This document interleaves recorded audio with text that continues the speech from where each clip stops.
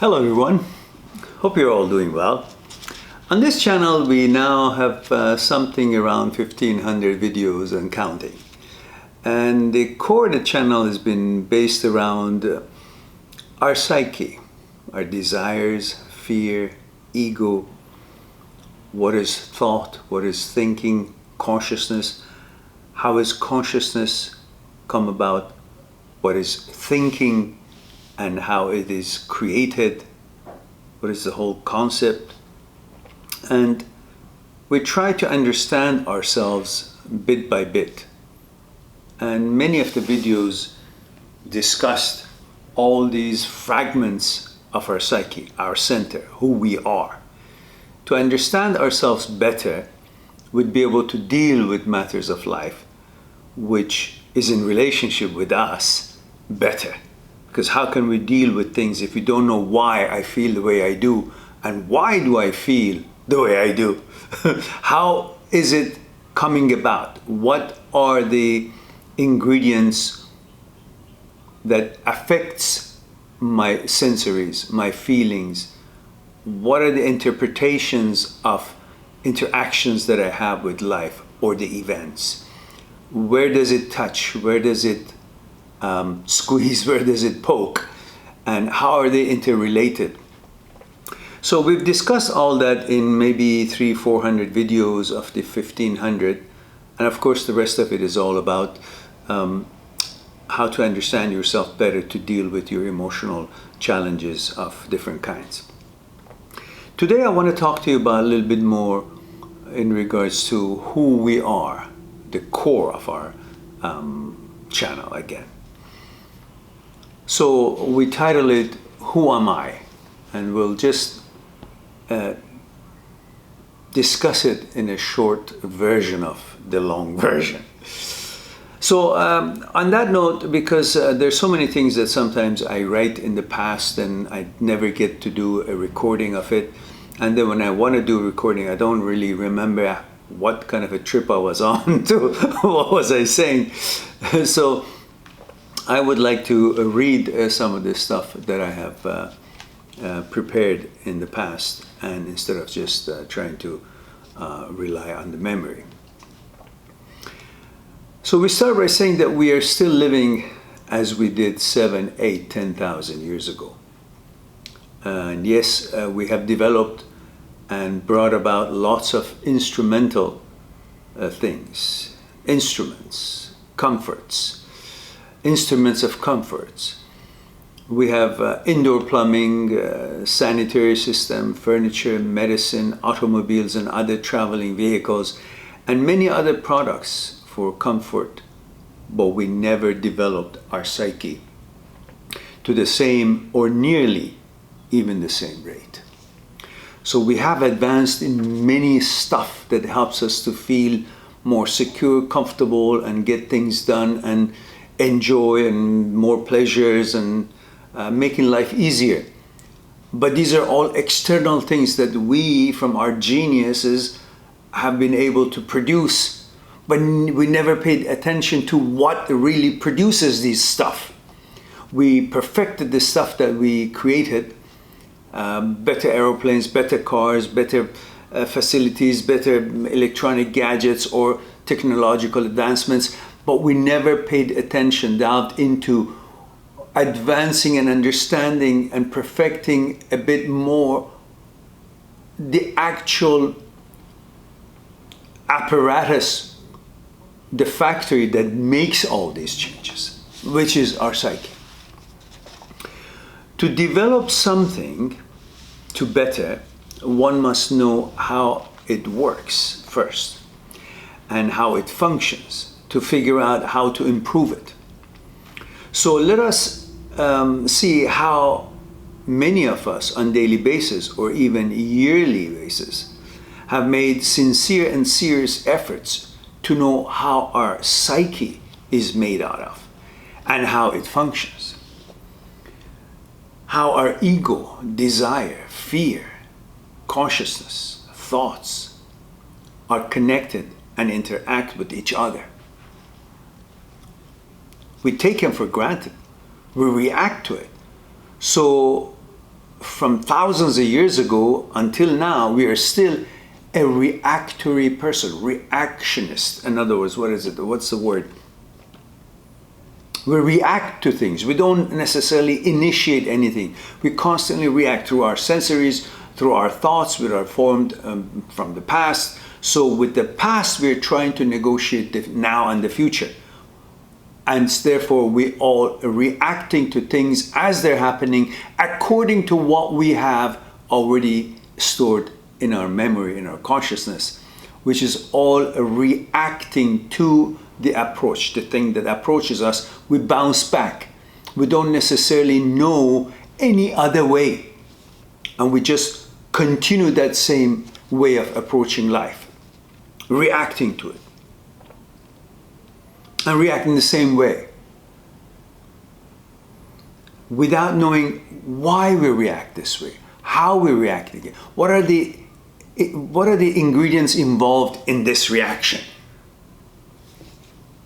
We know nothing about them, about the individual ingredients, individual fragments of our psyche, the desire, the fear, the thoughts, the ego, without knowing anything about them, yet we expect to be able to deal with life without much challenge.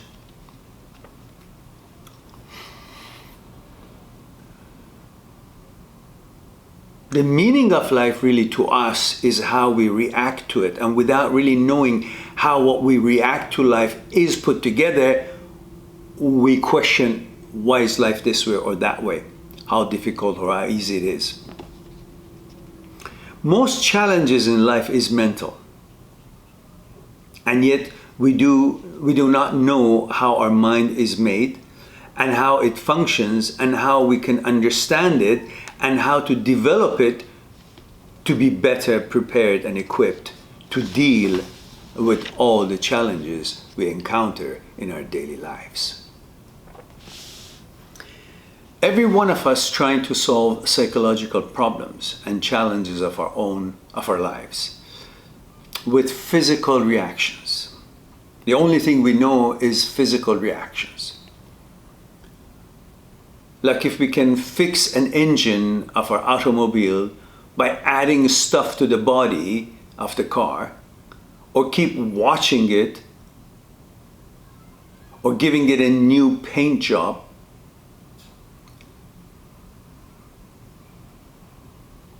actually, I wanted to say keep washing it or giving it a new paint job. A typo in here. The engine would still not function better no matter what we add onto the body, what paint we change it into, what light fixtures we hang on to it. Still, the engine is what it was. No changes in the engine. And that's pretty much what we are trying to do ourselves. We react and take on the challenges, thinking that we are solving them, but we are actually trying to do whatever it is that we think we should be doing through physical reactions. We must learn how our thoughts are formed, how our consciousness is formed. What is the role of our fears, desire, and ego in our thoughts as part of the contents of our consciousness, and how they affect our abilities to negotiate the events of life and how we feel and judge matters of our lives.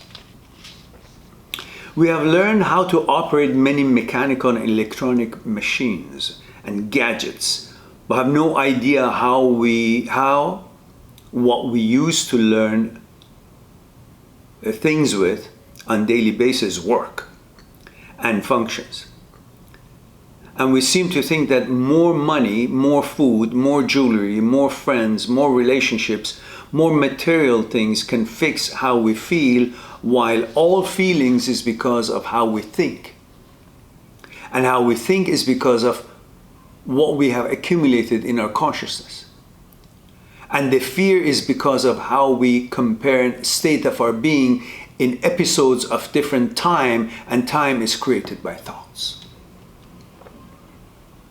We have no idea that we can command our feelings, yet we live in a reactionary mode and never know where our powers come from and why we miss someone or need our parents for, and why we feel lost without them, and if we should miss them so much as we do. We simply suffer without knowing that we do not have to.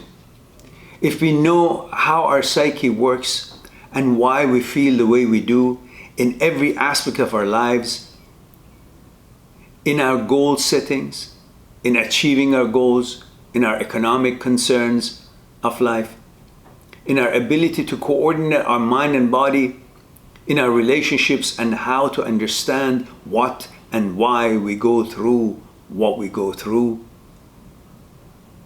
when we break up, and how to move on and build a better and happier life.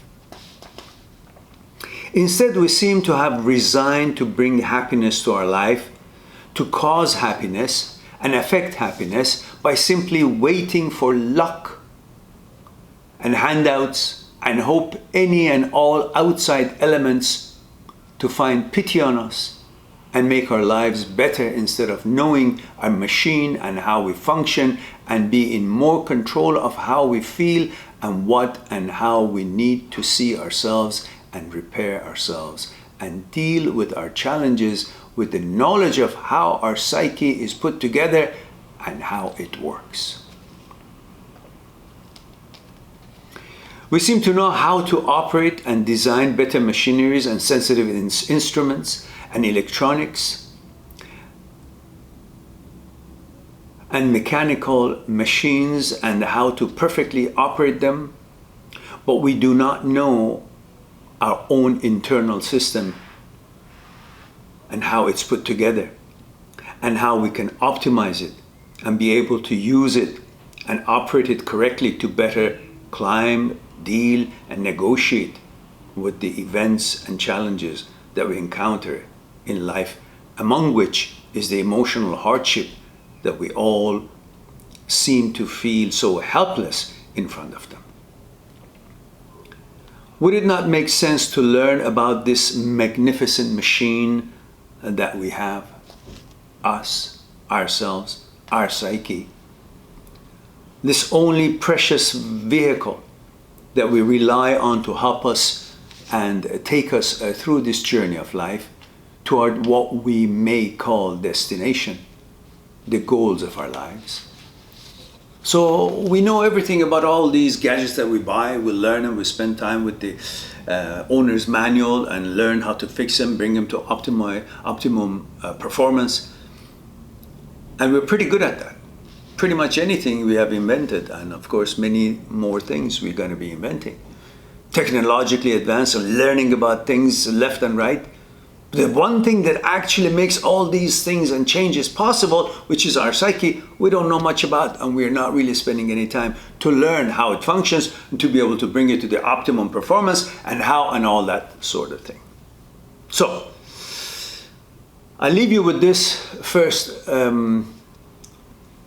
segment of my quest to finish all these things that I've written in the past, and for you to ponder on, and soon enough I'll have the part 2, which would be about consciousness, thoughts, fear, desire, ego, and then we'll see how that goes.